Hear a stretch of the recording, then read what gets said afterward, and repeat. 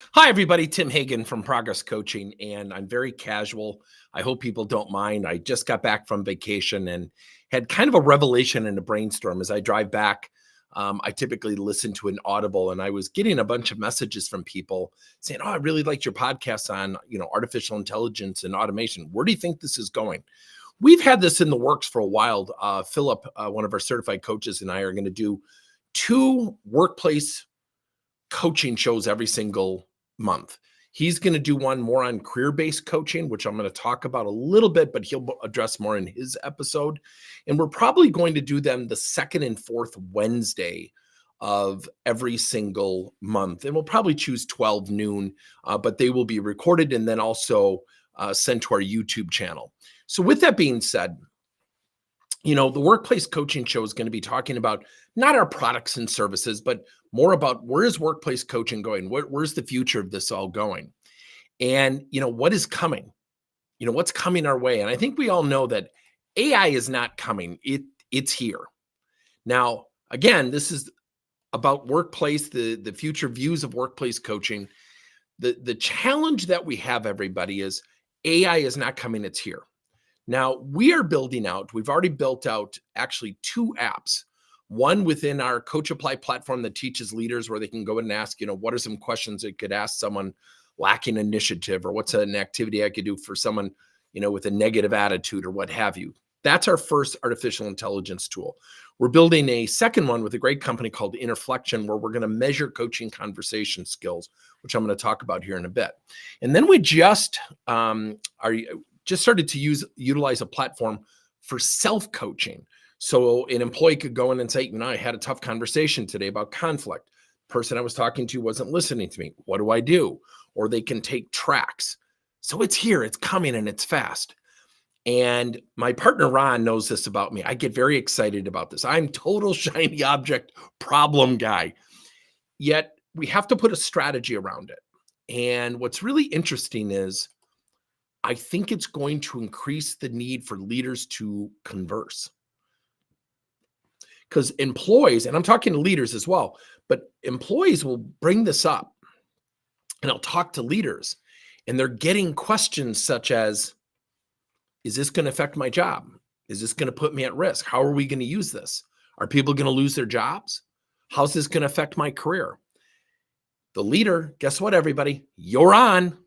You better be ready to have those conversations. And we talk about coaching as this nice thing to do. Since the pandemic, it's converted, it's transitioned to, we need to do this. Here is my greatest fear with AI. And by the way, I love AI. My greatest fear is, oh, good. I don't have to coach as a leader. I'm just going to use AI. Be careful, really be careful. Here's why. I want to share something with you, and I've shared it in some other videos that I've done. Years ago, I was at a recreational boating company. They're one of our first really big clients, multi-billion-dollar company. I'm walking into the office, and I'll never forget it. And it's kind of triggered me since that event. And I'm walking around the building, and it's really quiet. People's doors are shut or they're cracked open slightly. And I went to the person I was reporting to, Tom, and I said, Tom, what's going on? It's so quiet in here. And he said, oh, PMPs are due at 11 a.m. We have to get him in at 11 a.m. I said, well, what are PMPs? Well, it's our end of the year review. I said, oh, okay. And I thought to myself, well, that's interesting. I said, well, what does a PMP look like? I'll never forget it. He gave it to me. He said, well, here's a sample of one that I did for one of our employees. His employee, and he was a client of ours. And I looked at it, and number 8 was demonstrates entrepreneurial ability. Entrepreneurial ability. Employee demonstrates entrepreneurship. And I'm kind of laughing. And Tom goes, what's so funny? And I said, Tom, there's an entrepreneurial person in this building except for you and me. I said, well, how are leaders driving this? He goes, what do you mean? I said, well, how are they facilitating this? I said, they're evaluating people on entrepreneurship, which they don't exhibit or practice or coach or mentor to. That's what's going to happen with AI. I promise you it's going to happen at some companies.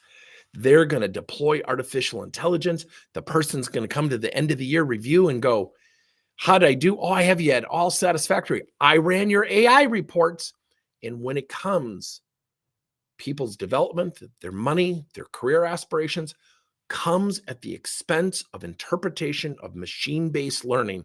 We better be careful. I'm not against it. I'm just saying it should not be exclusively distributed. Let me know your thoughts in the chat. Number 3, I believe in this and have believed in this for years. So when I was at the University of Wisconsin-Milwaukee, my degree was in adult education with a focus on evaluation systems like surveys, assessments, things like that. And then the other part was on self-directed learning. Now, way back then, almost 40 years ago, 91%, I think it was 91.5% of all adults prefer to learn on their own, but the training industry would deliver it in large groups because it was just easier to disseminate training that way. Those two things were at odds with each other. My first company out of college, I taught technology, and I was a salesperson for a training company. And then I realized, geez, people are sitting in these 8-hour workshops for Excel and PowerPoint and Word. And I'm like, the answers are in the computer. We should be teaching people how to find the answers instead of sit in classes all day. So I started my first PC coaching company, and we would take 60 hours of classroom down to 17 hours. So now everyone, you have a little bit of a glimpse of my coaching background. And what was interesting is employees self-coaching has been around for a long time. Now, what we have to be very careful of is things like AI, and we have our own automation platform as well. These are prescriptive by the leader. These are not designed to be prescriptive and exonerate the leaders from actually coaching. And I think that's something that we got to be really, really careful of. Okay. Now, number 4, it's been around. We're building out a great tool, measuring coaching conversation skills with 2 great guys at a company called Interflection. We got to be really careful. What we say matters, how we say it, especially during these times matter. Let me give you an example. Jamie Dimon, who runs one of the bigger banks in the world, and he got so frustrated with the pandemic, he said, that's it. Everybody back to the office by June 1st. They had the largest mass exit of employees at that bank.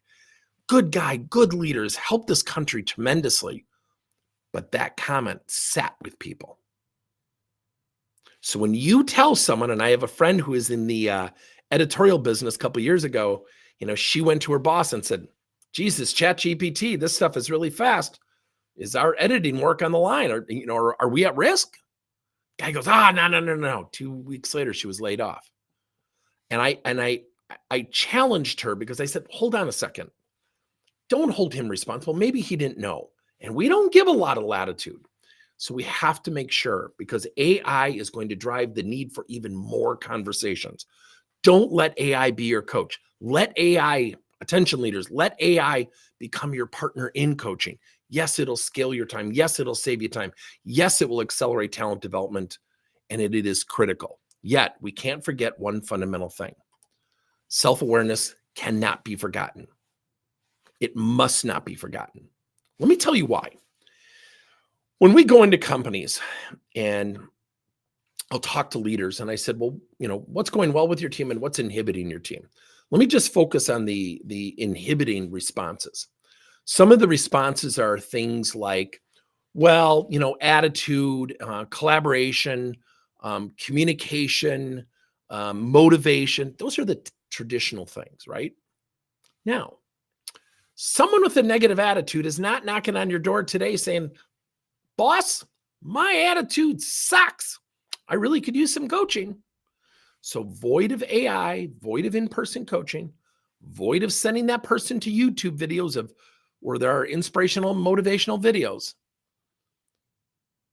Coaching works when people open the door to self-awareness. We've said it for 32 years running this company. Number 1, coaching is about looking in the mirror. Number 2, it's about taking action. And number 1, very few people do number 1 arbitrarily on their own. So void of the tool, whether it's AI, self-directed, online course, training, seminars, workshops, mentoring, coaching, if that person closes that door, it doesn't matter what the methodology is. We have to cultivate that self-awareness. There is no better way to cultivate self-awareness than a 2-prong approach. Number 1, ask questions. If you have someone with a negative attitude, don't tell them they have a negative attitude. What are they going to do? Oh, I knew I had issues. Thank you. They're not going to do that. They're going to push back.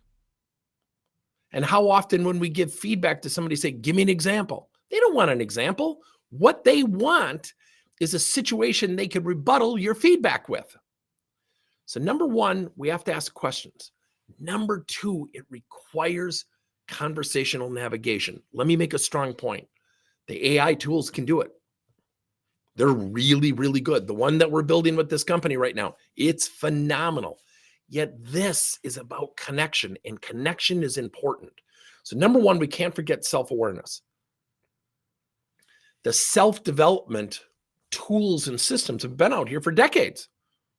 So just because AI is coming into play, it doesn't mean it's going to magically make everything better. We have to use it as a tool. Leaders have to use it as part of their arsenal for talent development and retention.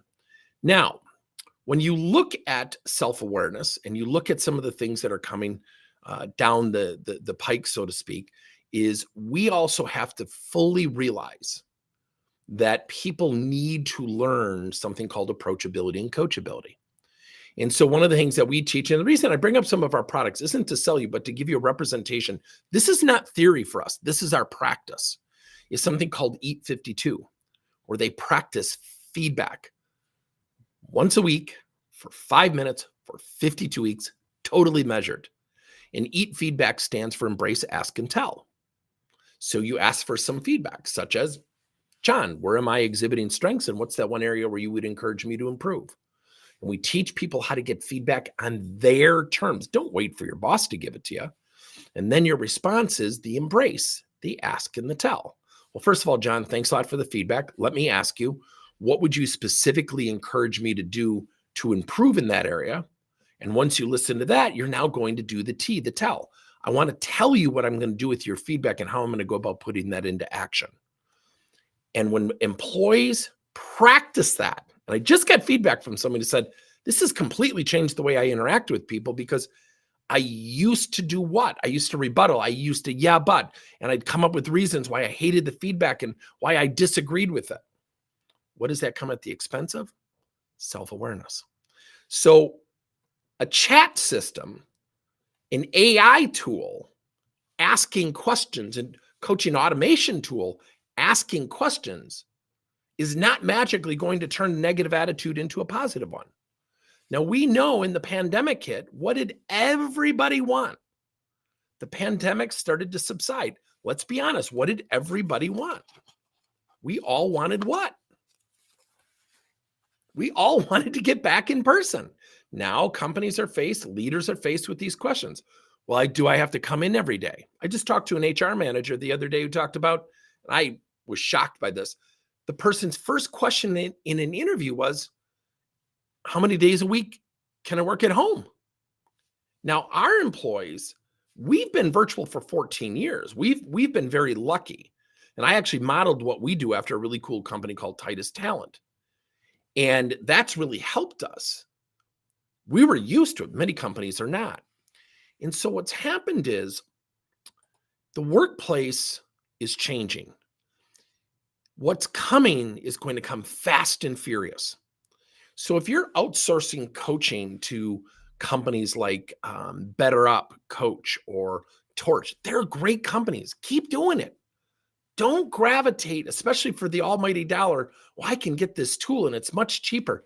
Be careful, because if that experience is countering what they've already had with other firms that are doing coaching for you, then you've sent a message to your employees. You know, it's just like when you have a message, to be productive during these tough times, we're going to take the lunch hour down from 60 minutes to 40 minutes. We had a client of ours do that during the pandemic. I thought the employees were going to storm the executive offices. And one employee goes, oh, this is so unfair. This is crap. I can't believe they're making us do this. And I go, how long does it take you to eat? And everyone in the room would laugh. And so people react emotionally. I always tell people emotional interpretation is the storm before emotional intelligence. And the first major tenet, for me at least, in emotional intelligence is self-awareness. The second one is self-regulation. So when we react emotionally, so when you take someone with a negative attitude and you say, Joanne, you really got a bad attitude, what does she do? She folds her arms and says, no, I don't. If you got someone who's not pulling their weight on the team, who's going to really raise their hand in a staff meeting and say, boss, I want to let you know Lisa was late on the project. I didn't pull my weight. And I got to tell you, I napped a few times. I hope you don't mind my humor. But what we want to do with this show is hopefully make it a little bit entertaining. But the workplace is going to change fast and furious. And I hope you're going to ATD. And if you are, come to our booth, talk to us. We would love to chat with you. I'm also doing 2 presentations, and the conversations are going to be accentuated even more. And one of the things that I always remember sharing was something years ago, and it shows people in general, and it shows how social media influences us. But my wife had a patient years and years and years ago, and I don't know the name because she can't tell that to me due to HIPAA laws and stuff. But she had a patient who sent a note, didn't call my wife, and said, I'm going to try to find another doctor. And my wife goes, okay, do you mind if I ask why? She said, well, I just don't trust your care. And Beth goes, okay, then you should find a new doctor. If you feel like there's a lack of trust here, blah, blah, blah. And it gnawed at my wife. And so I said, Beth, call her, have a conversation. You're mad, you're upset, you're hurt. I get it. Don't let emotions sway you from having that conversation. Have the conversation. And I want everyone to really hear this, because this just teaches us how people listen, how they interpret information, how they emotionally react to things.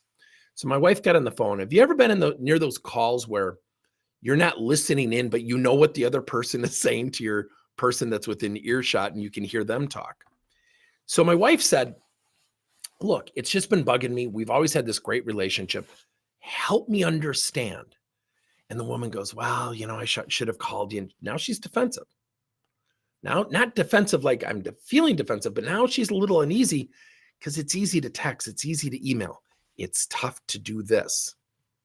I've shared this as a side note. I coach volleyball for on and off for 30 some years. I don't take text complaints. I don't take phone call complaints. I don't take email complaints with parents. I only do it face to face, because text can be taken out of context. Emails can be misread. So I would always meet with people face to face. I rarely had parents get mad or even show emotion, because this kind of neutralizes that. So anyways, back to my wife. And she said, help me understand. She said, well, we brought our daughter in and you ran some tests and she's like hemming and hawing. She goes, and they were negative. And my wife is sitting there like,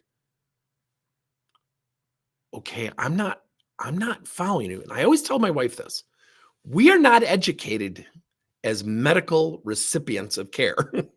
And she goes, okay, I'm really lost. And the woman goes, well, 3 weeks later we came in and then my daughter had strep throat.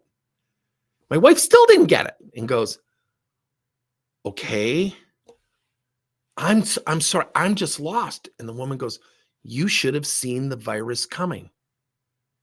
Now, for those of you who are listening, you might be thinking, Tim, what the heck does this have to do with the workplace? How many times as a leader have you said something where it's taken out of context and the reality behind your message has left the building? And my wife responded, she said, if I could see a virus coming, my job would be a lot easier. And the woman, to her credit, goes, oh my gosh. And I'm paraphrasing. Oh my gosh, I am so sorry. And my wife goes, where did you get the understanding we could see viruses coming? My neighbor told me. My wife goes, well, what does your neighbor do? Well, she's a stay-home mom. Nothing against stay-home moms. And Beth goes, okay. And she goes, the woman goes, this does not even sound right when I say it out loud, because she reacted emotionally. It's her kid. There's emotions involved. The same thing happens in the workplace. When somebody doesn't get a job and they're passed over for a promotion, what happens in that moment? Does the person honestly go to HR and say, great decision, Bob's a lot more qualified? No, they talk to 3 other people and say, this is totally unfair. I witnessed one, I think it's now over a year ago, where a young lady went to the lunchroom and said, the interviewer attacked me. And I'm standing right behind her and I grab her by the shoulders. I go, he attacked you like a headlock? Did he give you noogies on the head? And the other ladies that were listening were laughing. They walked away and I looked at her, I go, he attacked you? And I want you to hear this. Well, I just felt, I said, no. What did he do to attack you? Well, I just felt, I didn't ask how you felt. I think that's important. What did he do? Well, he didn't really attack me. I said, you just told 3-4 people. Those 3-4 people are going to tell 4 more people. There's going to be 16 versions of this interpretation of why you didn't get the job. I think I know why you didn't get the job. She goes, why? I go, you weren't qualified. The other person had more qualifications, and that's okay. What a great risk and set of courage you showed.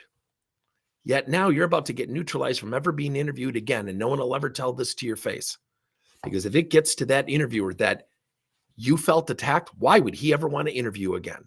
So to her credit, she went up to the guy, told him what happened, and now he's mentoring her and helping her, and it really turned into a positive. Coaching requires conversations, everybody.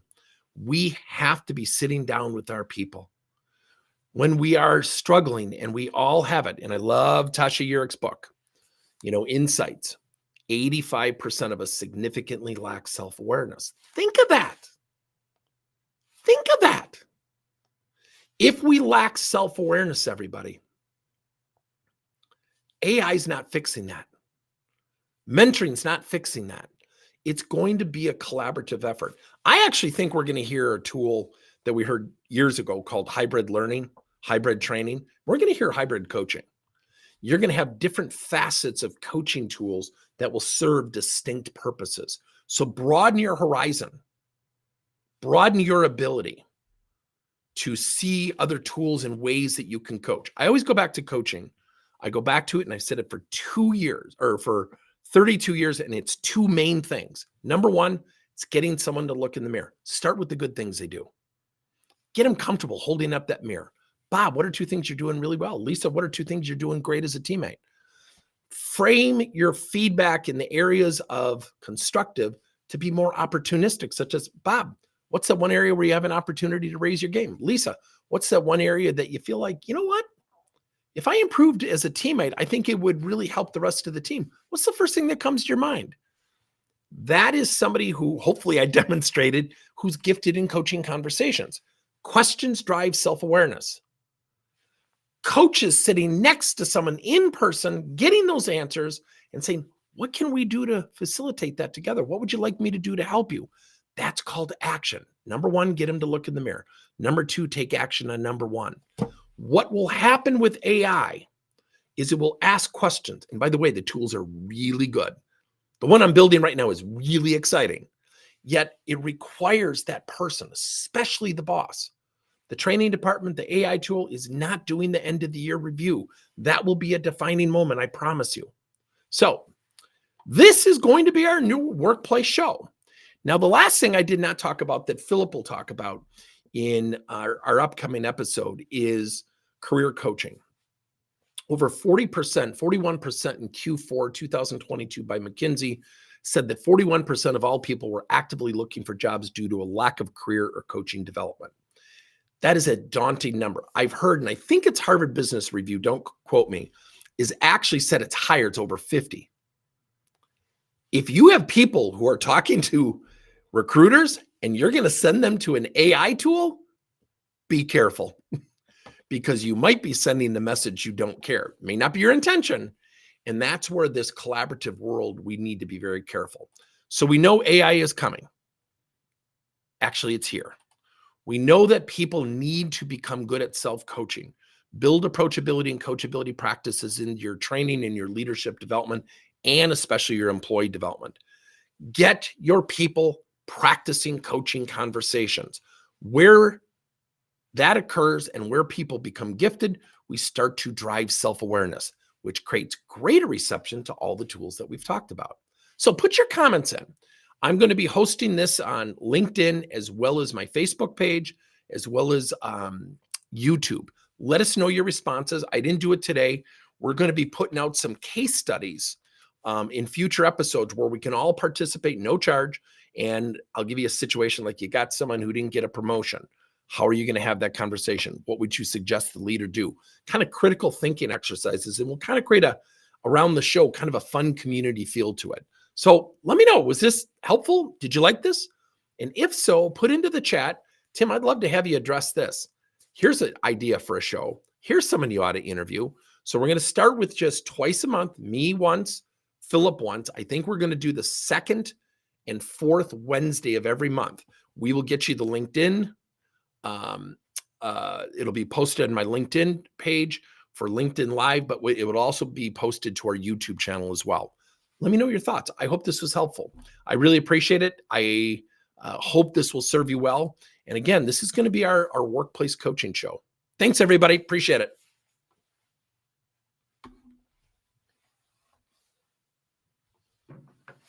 And put your comments into the chat if you could.